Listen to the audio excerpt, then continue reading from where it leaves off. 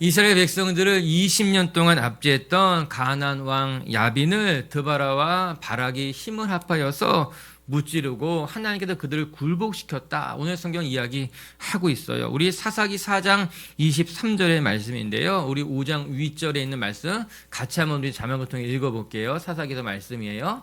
사사기 4장 23절 시작. 이와 같이 이날에 하나님이 가나안 왕 야빈을 이스라엘 자손 앞에 굴복하게 하신지라. 가나안 왕 야빈을 이스라엘 자손 앞에 굴복하게 하셨다. 이렇게 말씀하고 있어요. 표현이 참 놀랍지 않습니까? 이스라엘을 20년 동안 압제했었던 그 강력한 야빈 왕을 하나님께서 굴복시키셨다라고 하는 거예요. 이스라엘이 철병거 900대를 가진 가나안 왕 야빈에게 오랜 시간 동안 큰 고통을 겪었지만 결국에는 하나님께서 그들을 구원해 내신 것이죠. 이스라엘을 위해서 싸우신 분도 하나님이시고 또한 이스라엘을 대적하던 사람들을 굴복시킨 것도 하나님이셨어요. 저는 23절에 이스라엘 앞에서 굴복시켰다라는 말씀이 매우 인상적으로 다가왔습니다. 이스라엘을 괴롭히던 가나안 왕을 때가 되자 하나님께서 이스라엘 앞에서 굴복시키셨다는 말씀이에요.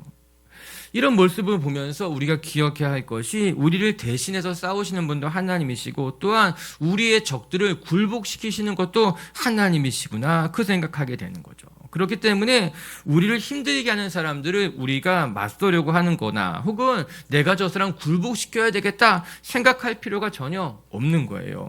오늘 말씀처럼요, 자기 백성들을 압제하고 괴롭히는 사람들을 하나님이 친히 맞서 싸우시고 하나님이 친히 굴복시키신다. 오늘 성경 그렇게 이야기하고 있는 것 아니겠습니까? 그뿐만 아니라 신약의 말씀을 보게 되면은 원수를 갚는 것이 우리에게 있지 않고 하나님에게 있다. 그뿐만 아니라 또한 스스로 원수를 갚으려고 하지 말고 하나님의 진노하심에 맡겨라, 이런 말씀도 있는 것 아니겠어요? 여러분, 성경이 일관되게 우리에게 가르쳐주는 건 너의 원수를 내가 대적하지 말고 너의 원수를 내가 굴복시키려고 하지 말고 하나님께 맡기면 때가 되면 하나님이 굴복시킨다는 것 아니겠습니까? 내가 내 문제를 풀려고 하거나 내가 매듭을 풀려고 하면은 오히려 부작용이 날 때들이 더러 있습니다. 때로는 문제가 더 커지기도 합니다. 긁어 부스럼이 된다는 말이 있는 것처럼 내가 내 문제를 억지로 풀려고 할 때 상황이 더 힘들어지게 되는 것이죠. 하지만 그 모든 문제를 하나님 앞에 맡기게 되면은 하나님이 지혜롭게 풀어가시게 되더라고요. 결국에는 아무도 다치지 않게 하나님께서 나의 영혼도 지키시고 공동체도 지켜가면서 문제를 풀어가는 것을 보게 되는 것 아니겠습니까? 사랑하는 미체교회 가족 여러분, 우리가 살아가다 보면요, 속상한 일도 있고 또 우리의 마음을 아프게 하는 사람들을 만날 수 있겠지만 여러분, 그때마다 하나님 앞에 맡길 수 있기를 주의 이름으로 축복합니다. 하나님께 맡기면 하나님이 풀어가십니다. 하나님께서 대적들을 굴복시키시고 또 단단하게 매여있는 꼬여있는 매듭도 풀어가시면서 우리의 삶을 주님의 뜻에 따라 선하게 인도하실 줄로 믿습니다. 그렇기 때문에 원수를 갚는 것은 내가 할 일이 아니라 우리가 해야 하는 일은 원수를 용서하고 사랑하는 일인 거예요. 내가 원수를 갚으려고 하지 말고 내가 대적을 굴복시키려고 하는 것이 아니라 그 모든 것을 하나님 앞에 맡기면 하나님이 때에 따라 굴복시키기도 하고 매듭을 풀기도 하고, 그래서 우리가 해야 할 일들은 상대를 굴복시키는 것이 아니라 상대를 갚으려고 하는 것이 아니라 사랑하고 용서하고 품어주면 하나님이 그 모든 문제를 풀어가실 것이다. 오늘도 여러분의 삶에 만지시고 간섭하시는 그 하나님을 경험할 수 있었으면 좋겠습니다. 이제 오늘 본문에서는 드보라와 바락의 노래가 나옵니다. 가나안 왕 야빈을 굴복시킨 하나님을 찬송하는 드보라의 노래예요. 성경에는요, 여인의 노래가 3편 등장하게 됩니다. 첫 번째가 사사기, 오늘 묵상하게 되는 사사기에 나오는 드보라의 노래이고, 두 번째는 사무엘상에 기록되어 있었던 사무엘의 어머니 한나의 노래가 유명합니다. 그리고 신약에 와서는 예수님의 어머니 마리아의 노래가 기록되어져 있습니다. 이 여인들의 노래가 매우 인상적이고 이 여인들의 노래를 다 묵상하다 보면은 이 여인들을 통해서 일하신 하나님, 그뿐만 아니라 이 여인들이 하나님을 깊이 있게 예배하는 모습을 발견하게 되는 거예요. 아주 중요한 성경의 구절들이지요. 오늘은 특별히 드보라의 노래를 같이 묵상하게 될 텐데, 여러분, 드보라의 노래를 자세히 들여다보면서 드보라가 경험한 하나님, 또 드보라의 삶 속에서 역사하신 하나님을 배우고 또 드보라의 찬송도 우리가 같이 한번 익혀볼 수 있는 시간이 되시기를 주의 이름으로 축복합니다. 먼저 첫 번째 말씀을 통해 우리가 배울 수 있는 것은 우리 하나님은 어떠한 분이신가? 즐거이 헌신하는 사람들을 통해서 위대한 일을 만들어 가시는 분이 우리 하나님이시다. 우리 1절과 2절 한번 같이 읽어볼게요. 1절, 2절 시작. 이날에 드보라와 아비노함의 아들 바락이 노래하여 이르되 이스라엘의 영솔자들이 영솔하였고 백성이 즐거이 헌신하였으니 여호와를 찬송하라. 이스라엘의 영솔자들이 영솔하였고 즉 드보라와 바락이 백성들을 인도하였고 백성들이 즐거이 헌신하여 여호와를 찬송하게 되었다. 이 말씀하고 있는 것 아니겠습니까? 그들에게는 훌륭한 지도자들이 있었고 또 그 지도자들을 잘 따르는 백성들이 있었기에 하나님께서 크고 위대한 일을 행할 수 있었다는 말씀입니다. 그들에게는 영솔자가 있었고 그들이 또 이스라엘 백성들 영솔하니 여러분 좋은 지도자를 만나는 것은 큰 축복입니다. 가나안 왕에게 무려 20년이라는 압제를 당했어요. 그런데 이제 하나님께서 드보라라고 하는 좋은 리더를 세워주셨습니다. 그리고 그의 곁에 바락이라고 하는 군대 장관이 함께했습니다. 든든한 지도자들이 생긴 것이에요. 그들에게는 큰 축복이죠. 우리의 삶에 내가 따를 만한 지도자가 있다는 것, 내가 마음을 다해서 함께하고 싶은 리더가 있다는 것은 감사한 일이죠. 큰 축복임에 틀림이 없습니다. 오늘 본문에 눈에 띄는 단어는 그 지도자들을 바라보면서 이스라엘 백성들이 하나님께 즐거이 헌신했다 이렇게 이야기하고 있어요. 이스라엘의 지도자인 드보라와 바락만 싸운 것이 아니라 드보라와 바락과 함께 이스라엘 백성들이 즐거이 헌신해서 이 전쟁이 승리로 끝나게 되었다라고 하는 것입니다. 즐거이 헌신했다는 말씀이 너무나 감사하지 않습니까? 그리고 그 헌신을 통해서 하나님의 영광이 드러났다라고 하는 거예요. 여러분 즐거이 헌신했다는 말은 2절에만 등장하는 것이 아니라 9절에 다시 한번 반복하고 있어요. 이것이 노래라는 것을 염두에 둔다면 드보라가 반복해서 중요한 부분을 연속해서 노래하고 있는 거죠. 이스라엘 백성들이 즐거이 헌신하니 또 뒤에 후렴처럼 이스라엘 백성들이 즐거이 헌신하니 여러분 우리의 헌신은 하나님 역사에 매우 귀한 재료가 됩니다. 없어서는 안 되는 그런 소중한 재료지요. 요리사들이 맛있는 음식을 만들고자 할 때 반드시 필요한 것이 무엇인가? 신선한 재료, 좋은 재료들이 필요한 것 아니겠어요? 그런 재료가 없으면 양질 음식을 만드는 것이 쉽지가 않습니다. 아니 좋은 셰프일수록 좋은 재료를 선별할 줄 알죠. 그래서 신선한 재료를 통해서 자기가 원하고자 하는 좋은 음식, 건강한 음식을 만들게 되는 것 아니겠습니까? 오늘 말씀을 보니 이스라엘 백성들이 즐거이 헌신하여 그들의 헌신이 하나님의 역사에 좋은 재료가 됐다는 거예요. 하나님께서 이스라엘을 구원하시는 데 있어서 드보라와 바락만 사용하신 것이 아니라 즐겁게 헌신하는 이스라엘 백성들을 통해서 하나님이 일하신 거죠. 그들의 헌신이 귀한 재료가 된 것입니다. 우리가 착각하기 쉬운 것이 내 삶을 드리지 않고서도 하나님의 역사를 기대하는 거예요. 내 삶은 내어놓지 않으면서 내 삶에 하나님이 일하시기를 기다리는데 여러분 그런 일이 결코 일어나지 않습니다. 홍해가 갈라지는 것은 모세라고 하는 헌신한 사람이 있었기에 가능했던 거죠. 여리고성을 정복할 때도 하나님의 말씀에 순종해서 13바퀴를 다 돌았던 이스라엘 백성들의 귀한 헌신이 있었기 때문에 가능한 것 아니겠습니까? 게다가 그들의 헌신이 그냥 헌신이 아니라 무엇이라 즐거이 헌신하니 이렇게 나온 것 아니겠어요?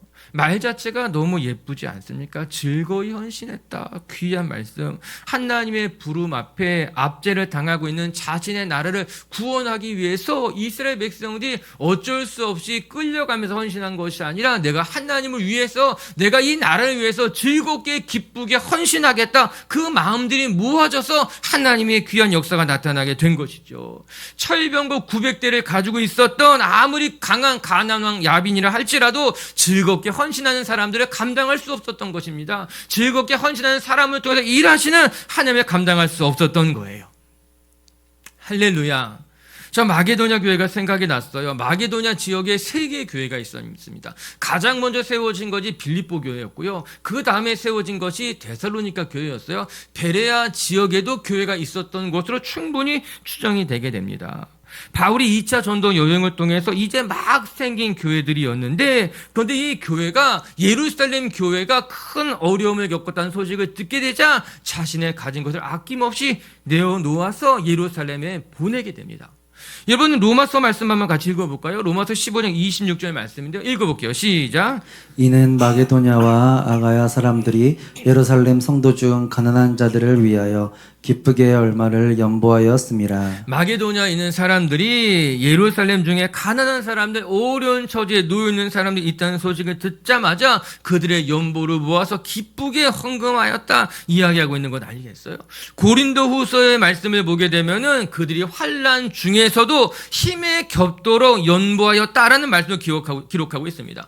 귀한 일이죠. 아름다운 일이죠. 이제 만들어진 교회임에도 불구하고 옆에 있는 교회가, 가까이 있는 교회가, 어떻게 보면 우리에게 선교사를 파송했던 그 교회가 어려움에 처했다는 이야기를 듣게 되자 그들이 힘에 겹도록 즐거운 마음으로 기쁨을 가지고 자신의 것을 모아서 보낸 거예요. 그래서 서로 사랑하게 됐다는 것 아니겠습니까? 이것이 즐거운 헌신이에요. 내가 가진 것을 기쁘게 나누며 하나님이 일하시는 것을 기대하는 일이라고 하는 것입니다. 모두 우리의 삶을 하나님 앞에 즐거이 드린다면, 기쁜 마음으로 하나님 내가 여기 있습니다 고백한다면 여러분의 삶을 통해 하나님께서 멋진 일을 만들어가게 될 줄로 믿습니다. 그런데요, 아무리 좋은 재료라 하여도 어떤 요리사냐 따라서 요리가 달라지게 되는 것 아니겠습니까? 경험이 많은 셰프들이 좋은 재료를 가지고 있으면 맛있는 음식을 만들어내지만, 경험이 없는 사람들이라면, 아직 그렇게 훌륭한 요리사가 아니라면은 좋은 재료를 가지고서도 실수할 수 있게 되는 거예요. 자꾸만 실패해서 좋은 재료를 낭비하기도 하게 되는 것 아니겠습니까? 매우 신선한 재료를 주었는데 좋은 재료가 있음에도 불구하고 그 재료가 어떠한 요리사의 손에 들려있는가에 따라서 낭비될 수도 있고요, 너무 귀하게 다듬어져서 사용될 수 있다라고 하는 거예요. 얼마 전에 요리 경연대회 같은 거 보았는데, 우리나라의 최고의 요리사들이 이제 셰프들이 나와가지고 막 이렇게 요리하는 것, 재료를 손질하는 것을 봤어요. 생선을 손질하는데 피 한 방울 나지 않고 깨끗하게 손질하게 되는 거예요. 일식당에서 오랜 시간 동안 일했던 분이라고 하더라고요. 해설하는 분의 말이 더 재밌는 거예요. 어떻게 칼을 다루는 솜씨가 너무너무 기가 막히다라고 하는 거예요. 반면에 옆에 경쟁했던 사람들은 이렇게 이야기하더라고요. 김치를 썰어 놓는 것처럼 뻘겋게 돼요. 생선을 이렇게 다듬는데 한쪽 편에 능숙한 요리사는 피 한 방울 나지 않게 깨끗하게 이제 손질을 하지만, 다른 사람은 계속해서 불긋불긋하게 피가 나게 이렇게 다듬는다고 하는 거죠. 그것만 보아도 누가 진짜 요리사인지 알 수 있게 된다라고 하는 거죠. 여러분, 유능한 셰프는 좋은 재료를 잘 손질해서 아름답게 만들어냅니다. 때로는 좋지 않은 재료를 하여도 잘 다듬어서 필요한 곳에 사용할 줄 아는 것이 훌륭한 요리사의 모습인 것 아니겠습니까? 오늘도 우리의 삶을 하나님 앞에 드릴 때 우리의 하나님은요, 최고의 요리사와 같은 분인 줄로 저는 믿습니다. 우리의 삶을 즐거이 하나님 앞에 내어드리게 된다면 하나님은 우리의 인생을 잘 다듬으셔서 멋지고 아름답게 사용하실 줄로 믿어요. 내가 좀 모자란다 할지라도 걱정할 필요가 없습니다. 우리를 붙들고 계신 분이 누구신가? 최고의 요리사와 같은 분이라고 하는 거예요. 내가 내 삶을 기쁘게 하나님 앞에 내어드리면, 나는 좀 부족하다 할지라도, 난 좀 모자란 재료라 할지라도 하나님께서 우리의 인생을 아름답게 손질하여서 정말 필요한 곳에 아름답게 사용하셔서 선하고 멋진 일들을 만들어가게 될 줄로 저는 믿습니다. 우리 빛의교회 식구들이 이스라엘 백성들과 같이 즐거이 헌신하여, 전 여러분의 삶이 기뻤으면 좋겠고, 즐거웠으면 좋겠고, 행복했으면 좋겠고, 여러분의 삶을 즐겁게 주님 앞에 내어드리면서 여러분의 인생을 아름답게 만들어 가시는 하나님을 경험하시기를 주의 이름으로 축복합니다. 두 번째, 또 오늘 말씀을 통해 배우게 되는 것은 우리 하나님이 어떠한 분인가? 천지 만물을 명령하셔서 승리를 주시는 분이 우리 하나님이시다. 이 세상을 창조하신 분도 하나님이시고, 또 이 세상을 지금도 다스리는 분도 하나님이시기에 우리는 그 하나님을 의지하고 그 하나님 앞에 맡기는 법을 배울 수 있어야 된다. 우리 4절과 5절 말씀 한번 읽어볼게요. 시작. 여호와여, 주께서 세일에서부터 나오시고 에돔 들에서부터 진행하실 때에 땅이 진동하고 하늘이 물을 내리고 물을 내렸나이다. 산들이 여호와 앞에서 진동하니 저 신의 산도 이스라엘 하나님 여호와 앞에서 진동하였도다. 여호와여, 주께서 일하시니, 그렇게 말하고 있어요. 하나님께서 명령을 내리시니 산도 바다도 하늘도 모두 다 물을 내며 일하기 시작했다라고 하는 것입니다. 기손강이 어디 있는가? 이스라엘 북쪽에 있습니다. 다불산 근처에 있는 것이 기손강이에요. 그런데 기손강은 큰 강이 아닙니다. 작은 지류들이 모여있는, 마치 모세 혈관과도 같이 작은 지류들이 모여있는 것이 기손강이었어요. 그런데 이 기손강에 1년에 한 차례씩 큰 비가 내리게 되면은 좁은 강들이 범람하여서 그 지역이 온통 진흙탕으로 만들어버리게 된다 하더라고요.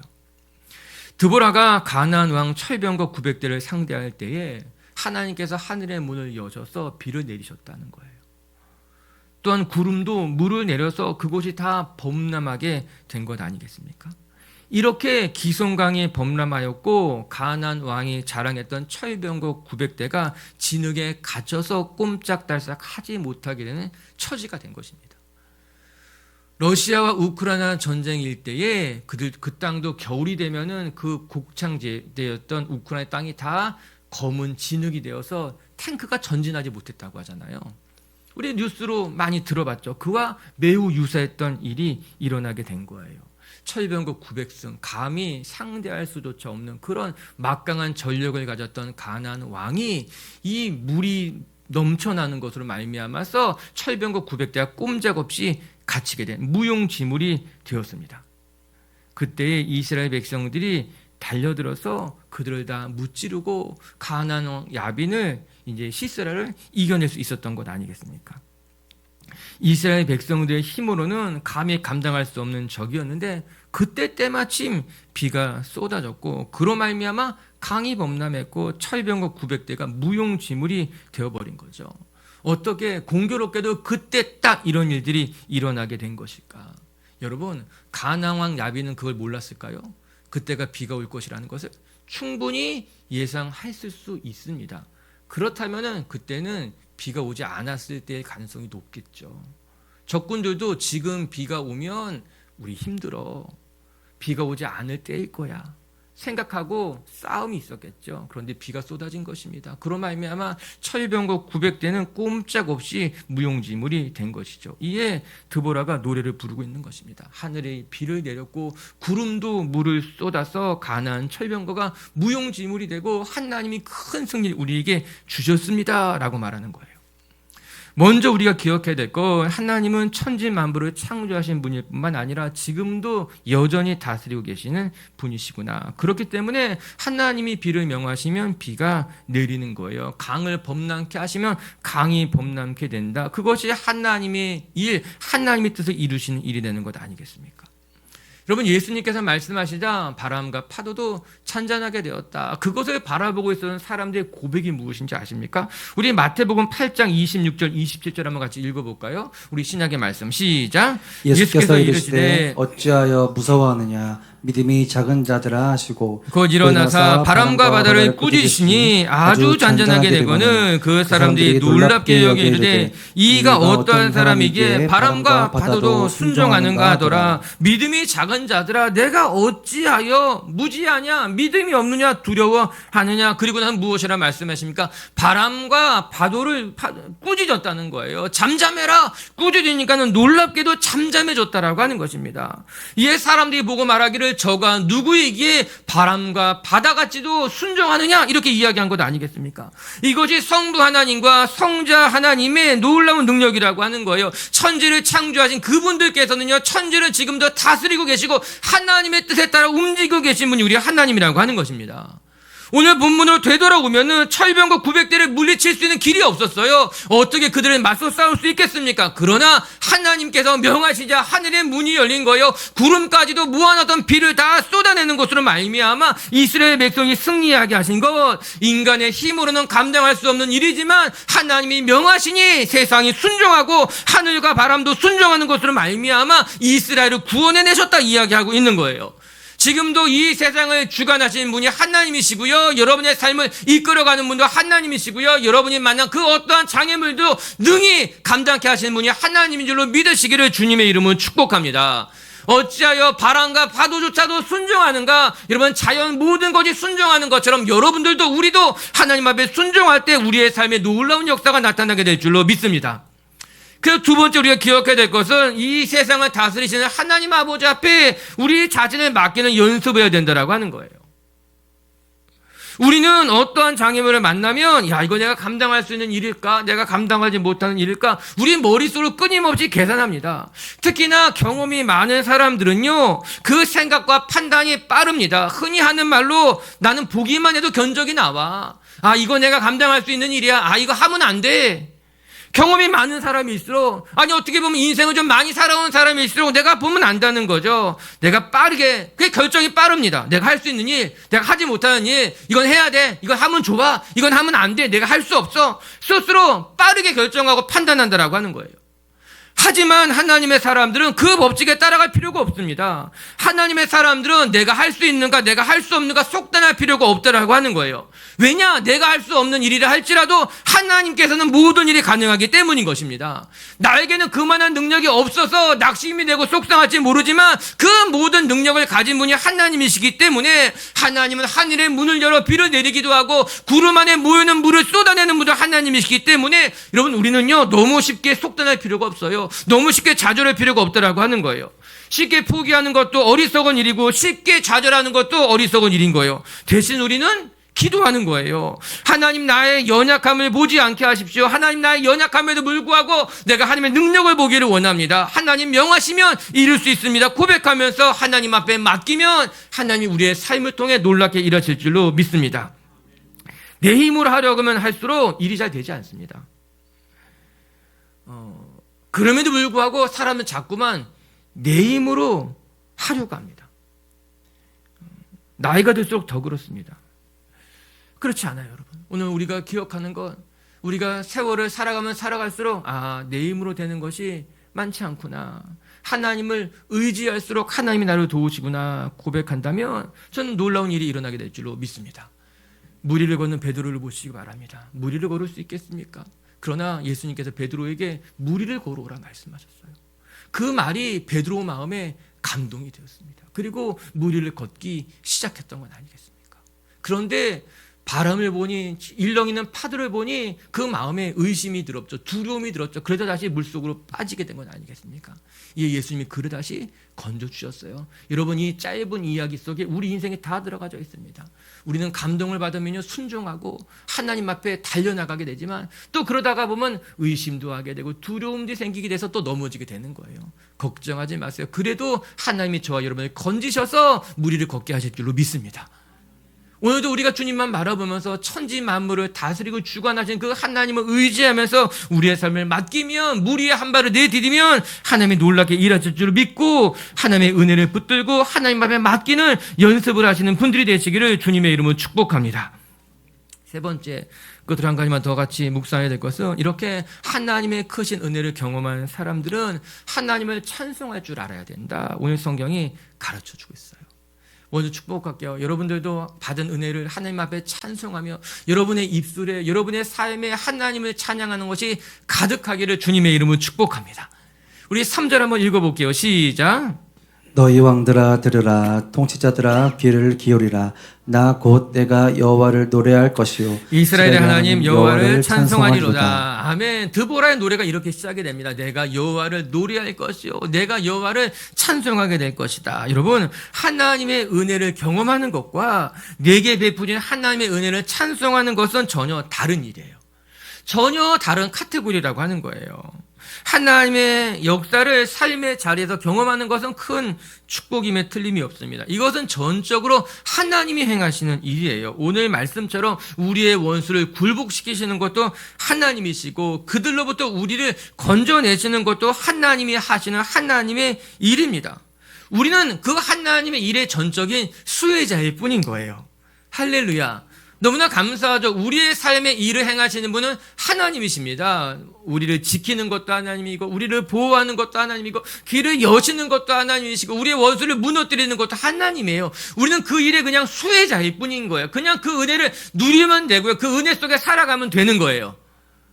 아멘. 그런데 그 하나님의 일을 찬송하는 것은 우리의 몫이라고 하는 것입니다. 그의 기이한 행적을 전하는 것은 은혜 받은 우리의 일이라고 하는 거예요. 그래서 오늘 우리가 이 자리에 모인 것 아니겠습니까? 한 주간 동안 우리의 삶에 은혜를 베푸신 하나님, 그 은혜를 누리는 것은 한 주간 해야 되는 일이고, 그 받은 은혜에 감사하여서 오늘 우리가 모인 거죠. 함께 모여서요, 하나님을 찬송하고 하나님을 기뻐하고 하나님을 예배하는 것이 오늘 우리가 이 자리에 모였던 이유인 것 아니겠습니까?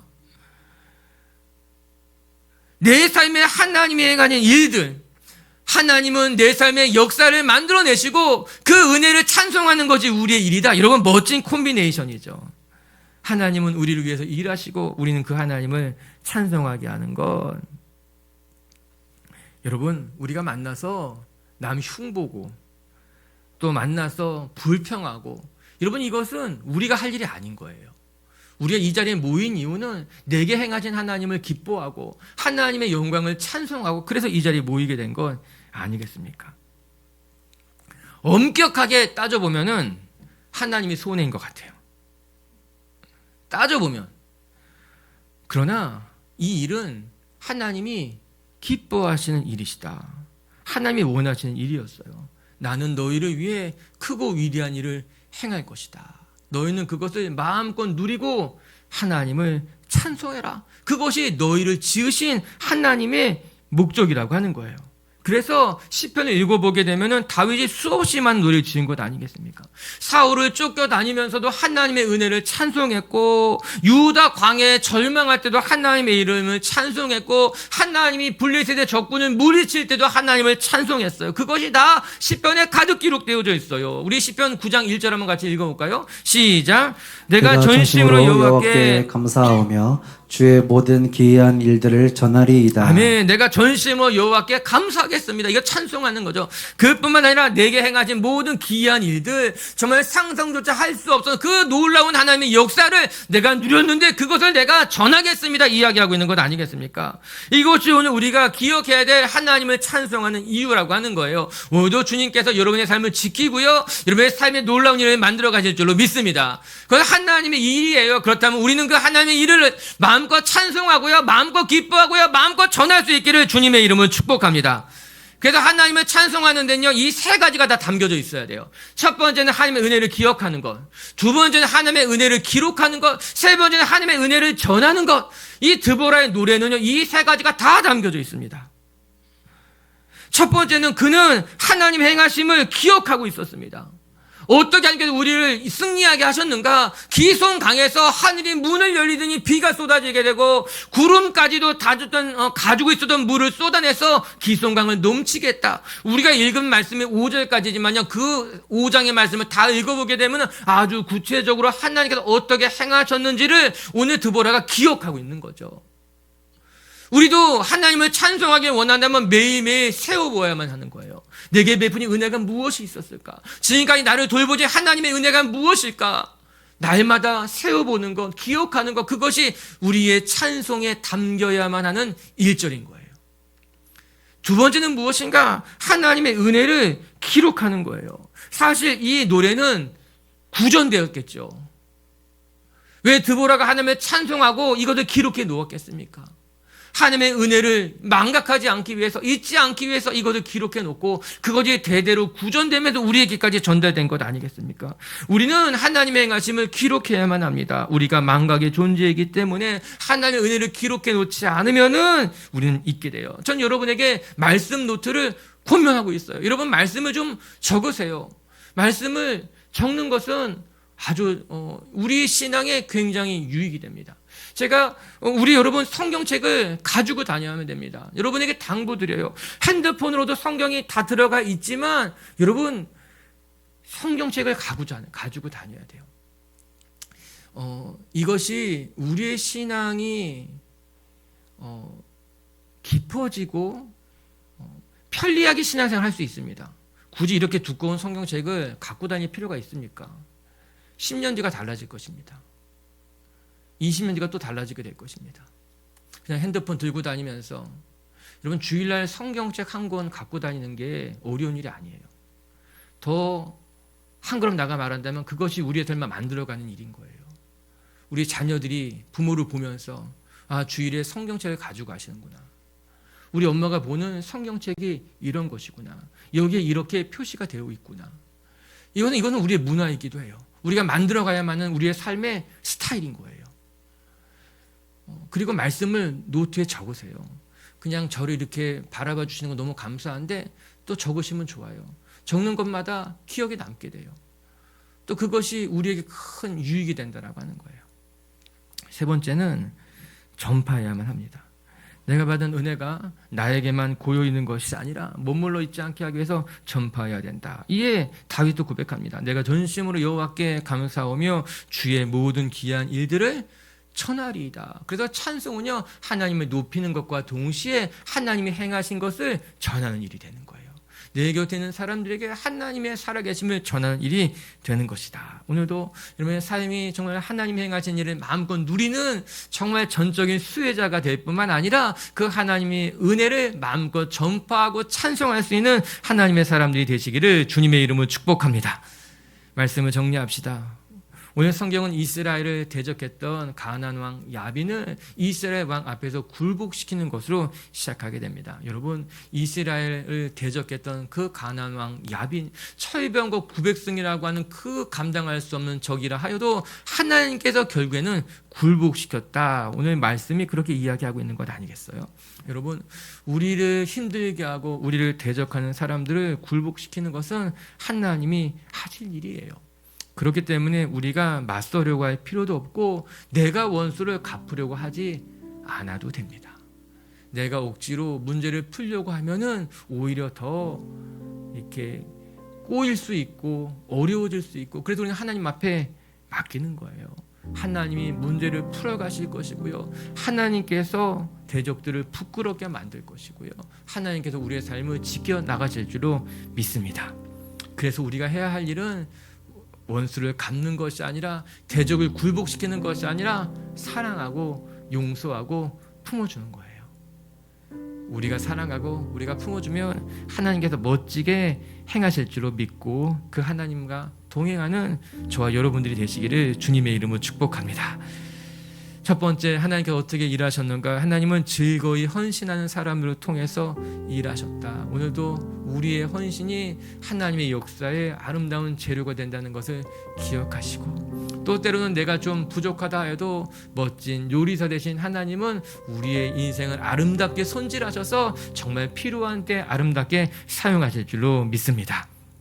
두 번째, 하나님께서는요, 천지 만물을 주관하시고 그것에 명하여서 우리의 삶에 승리를 주시는 분이시다. 오늘도 하나님 앞에 능치 못할 일이 없음을 기억하면서 그 하나님을 의지하고 그 하나님 붙드시는 성도님들 되시기를 주님의 이름으로 축복합니다.